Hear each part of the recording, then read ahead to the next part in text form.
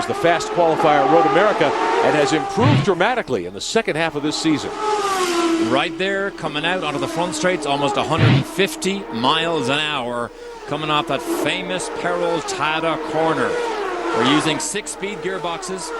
Craig Hampson, engineer for Sebastian Bourdais, said it's not even enough because the highest speeds of the year are attained here and the slowest speeds of the year here, with the first gear hairpin been down at almost 30 miles an hour.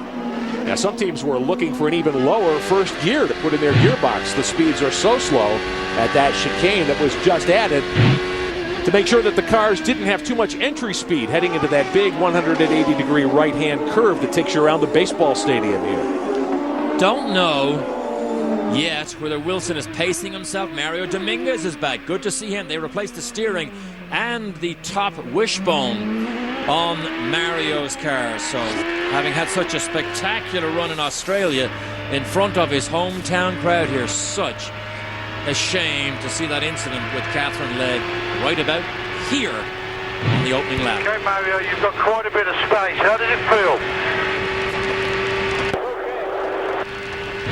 Okay, let's just settle down, get into a rhythm and go for a run.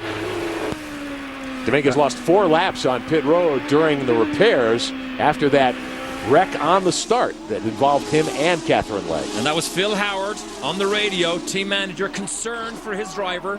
They rebuilt it. Martinez, the second Mexican, in a fight here in the second of Jerry Forsyth's car, trying to catch Nelson Philippe.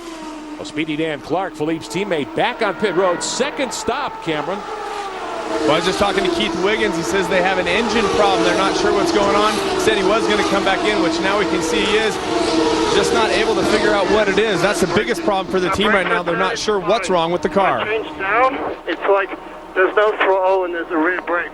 And it just wants to go and lock up the rear for me. Only when it turns down.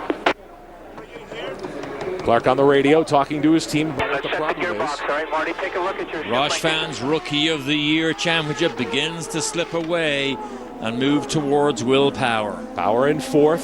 Clark losing laps. He's already 1 lap down. And in these cars, Derek, in this series, it's very hard to make up a lap on the racetrack. Against the front runners here, it's almost impossible. Sometimes under yellow, you can make up big gobs of time, but not when they run green like this. But Martinez, second car here, the blue car, the second of the Forsyth cars, they were going to run 3 cars initially until Paul Tracy had his injury. But Martinez speaks remarkably good English, and he had 1 day's testing in this car. I think he's done a great job this weekend. Team very impressed with Martinez, who, of course, was a standout in the Champ Car Atlantic Championship this past season for U.S. Racetronics. There's that first gear hairpin. Buddy Rice, his teammate, is about 4 positions behind him. That is Briscoe making his way from the back of the field in the yellow number 10 car right there. Jan? Down here with Roost Sport President Jeremy Dale. Jeremy, is Justin just pacing himself right now? Yeah, Jan, you know, the restarts are tough here. They've got such a long straightaway, and Sebastian got a good restart. He got a tow. And so, you know, we lost the lead, but it's very much a pacing situation. Watch the fuel. We're fine. Everything's good. Has he said anything about the wrist? No, he's fine. He's I mean, as you know, you've watched him all weekend. He's done just an exceptional job, and we're so proud of him, and I just can't say enough about Justin Wilson.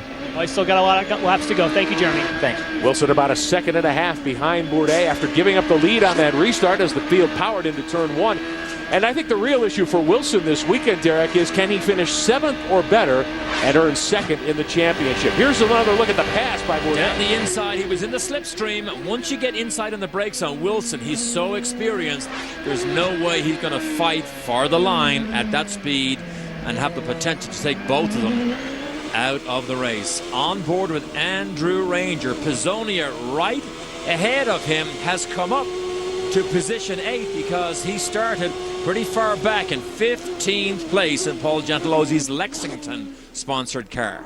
Watching Ranger now in the bus stop. They pack him up. That's Briscoe right up behind the car, Buddy Rice. Rice driving that 7 car. That's the car that A.J. Allmendinger took to 5 wins for the Forsyth team this season. And currently 2nd in points. He's not here this weekend. And Pizzonia did a great job on that wreck situation, picking his way through the traffic to gain ground. He did. Look at Briscoe right behind Rice. Briscoe left side of your screen, yellow, white car. Gonna make it, gonna have a stab anyway. Buddy Rice's issue this weekend has been the brakes. Has not been able to get used to these brakes and really jump on them and use them as hard as other drivers who have driven champ cars all year are. But Briscoe having a great run, Jan. He is having a good run, and a follow-up on the flat tire situation at the start of the race. He did not have contact with anyone, just caught some of that debris you saw flying through the air, so they know the car's not damaged. Now it's just trying to get that track position back.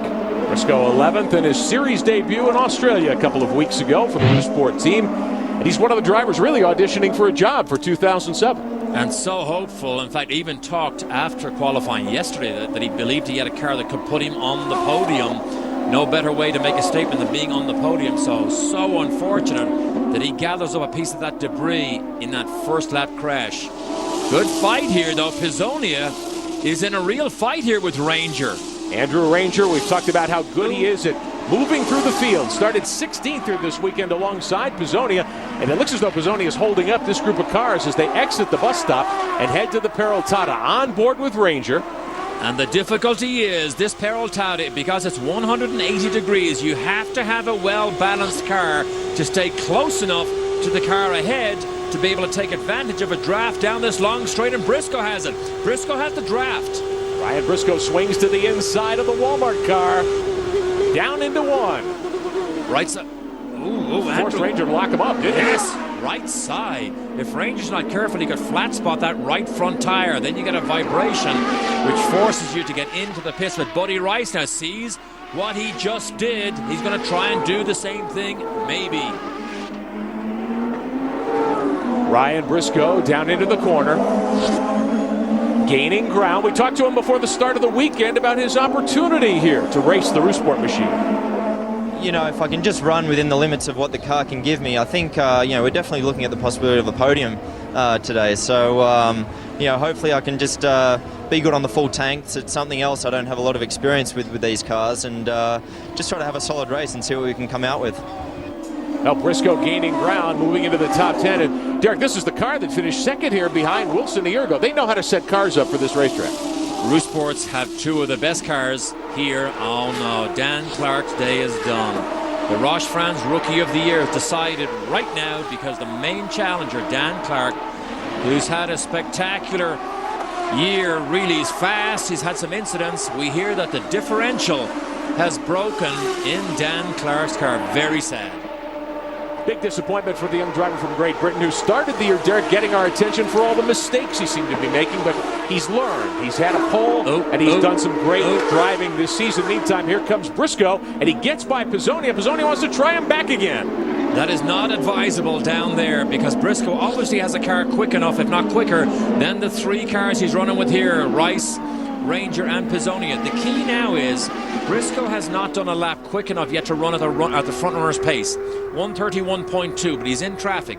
Now that he's clear, I'm going to watch scoring to see, is he on the pace with a Bourdais or a Wilson or a Junqueira? They're in the 128s. Bourdais having set fastest lap of the race in the mid-128 second range. Riding here with Andrew Ranger in the Tide Walmart MyJack Conquest machine. Moving up behind Pizzonia. Pizzonia had that bold move early to gain ground on that initial start where the wreck occurred involving Dominguez and Catherine Legg. But since then, Derek, it's obvious he's not as quick through the corners, especially through the tight, twisty bits as these guys. And these S's here, this is a bit like Suzuka Formula One. You get the first one right and you go like a rocket through the rest of them. But if you have an unbalanced car through there, you are just junk. You are not fast. Cameron? Well, I've caught up with Speedy Dan Clark. And Dan, what happened to the car? I can't hear you. So what happened to the car, Dan? I don't know. As soon as we did the start, it was fine. I got into fifth, and then after all the yellow flag laps, did a start, and as soon as I got to a turn, it just started braking a load more when I did the down changes. Like the engine just wanted to switch off, like it had a brake on it. Did that for a couple laps, came in, tried things. At the same time, my radio came disconnected, on my drinks pipe, so I couldn't hear them. I came in the pits and we tried to have a look at it and went out again. It didn't change a thing, and it turns out it's a difference again. Tough way to end the 2006 season, but hey, good luck next year in 2007. Is that it? That's it, Dan. When I get to gripe. That's enough griping from Dan Clark. Always kind of the character here on pit road. He will be second in the Ross Rookie of the Year chase. Will Power has clinched that honor. And it looks like Pizzonia is not able to run quick enough for Ranger. Ranger looks to be faster in the MyJack Conquest car. I don't know. Ranger. He's not quick enough into the Peraltada, which means he's not close enough to drag race him down this long straight. 15 laps are on the board, and your leader continues to be Sebastian Bourdais. As Dan Clark has a word with one of the TV Azteca pit reporters. TV Azteca, our partner, host broadcaster here this weekend, and we appreciate their hard work bringing you these pictures as we have the final round of the Bridgestone Presents the Champ Car World Series season for 2006 underway here. See what just happened again? Yeah. See, Pizzonia pulls out 3 or 4 or maybe even 6 car lengths through the Peraltada, and Ranger cannot get close enough to have a realistic run at the end of this long straight here. Pizzonia holds position. He is 9th, Ranger 10th, Buddy Rice back there in 11th, steering the Forsyth Index car number 7. Right behind Rice, Jan Halen, Oriol Servia, who has struggled today.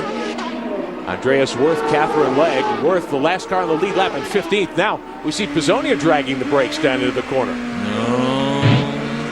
That means he's standing on them as hard as he can, so he just doesn't have the balance. Rocks them again. See what Ranger does here? Ranger's looking for an opportunity, but he can't drive over the top of him. Now here's the key. This is where you gain or lose all your speed. Oh, look how slow Pizzonia is. Look, so slow through the S's. Now you might be thinking about Cosworth power to pass here, and it is of course available, but it's 3 minutes worth of power to pass, 180 seconds. And the difference in horsepower today is 60. The base horsepower here is 680, and when you hit the button, you get a squeeze up to 740 horsepower. Now here's the key. First gear, Pizzonia accelerates away, and he leaves Ranger. Oh, Rice peels off. Buddy Rice headed down pit road. Now this is the opening of the very first pit stop window. And Jan Bikas and I talked about this a little before the start today, how teams that were behind might pit very early to try to jump track position, get a car into contention that otherwise was struggling. So here comes Rice in the 7 car. Jan. And that is correct. Neil Mickelride on the radio, and it's exactly as you said. This is the opening of the pit window. This helps you just under 10 seconds, and this helps you if there's a yellow between now and when the leaders pit. If that were to happen, he would go right to the lead. And they believe he has the speed, but he was caught in traffic